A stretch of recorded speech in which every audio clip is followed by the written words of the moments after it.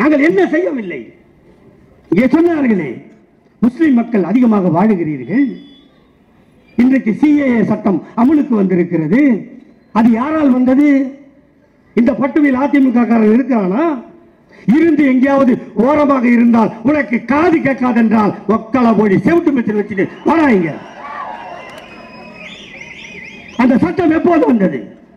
2019 பாராளுமன்றத்தில் அந்த சட்டம் வந்தது. திமுகவிற்கு 5 உறுப்பினர்கள். அந்த சட்டத்தை தடுத்தோம். எங்களுக்கு பலம் இல்லை.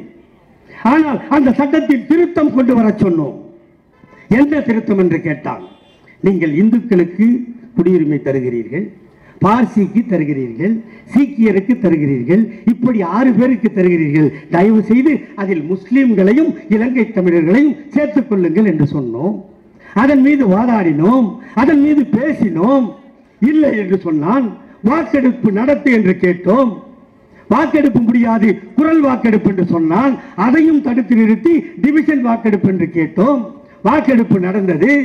எங்கள் தீர்மானத்திற்கு 99 ஓட்டு.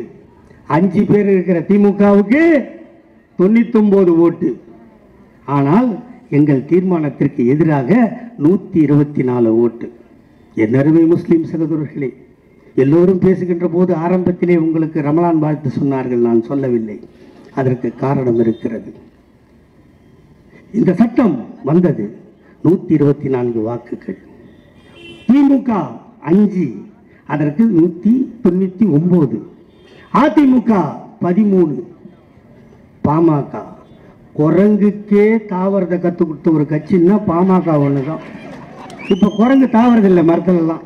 நம்ம வேலையை அம்மா எடுத்துக்கணும், நம்ம தாவ வேணான்னு. எப்படி இப்ப எடப்பாடி பழனிசாமி எப்படி சந்தில பூந்து போனானோ அதுல இருந்து கம்பளி பூச்சி இப்ப நெளியறது இல்லை, அது நேரா போகுது. வாங்கடா டே, உங்களெல்லாம் பேசி வாய் தண்டா நோது. 124 ஓட்டு எதிர்க்க, 99 ஓட்டு ஆதரவு. இந்த 13 1 14 எடுத்து இந்த பக்கம் போடுங்க. அதிமுக காரங்கன்னா இருந்தா பக்கத்துல இருந்து அவன் காதை விரிச்சு காட்டு எனக்கு. இந்த 14 எடுத்து இங்க போடுங்க சார். எத்தனை ஆச்சு?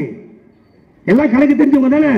113 நம்மளுக்கு, அங்க 110 ஆயிடும். அது 110 ஆகியிருந்து இது 113 ஆகியிருந்தால் அந்த சட்டம் அன்றே செல்லாமல் போயிருக்கும்.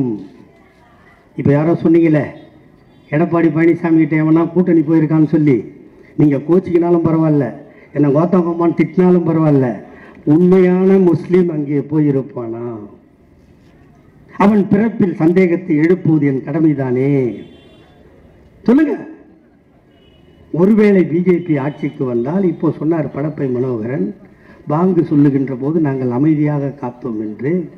நகர செயலாளர் சொல்லும் போது சொன்னார், முதலில் அங்கே ஒலித்தது, பின்னால் இங்கே ஒலித்தது, அதற்கு பின்னால் ஒலிக்கும்.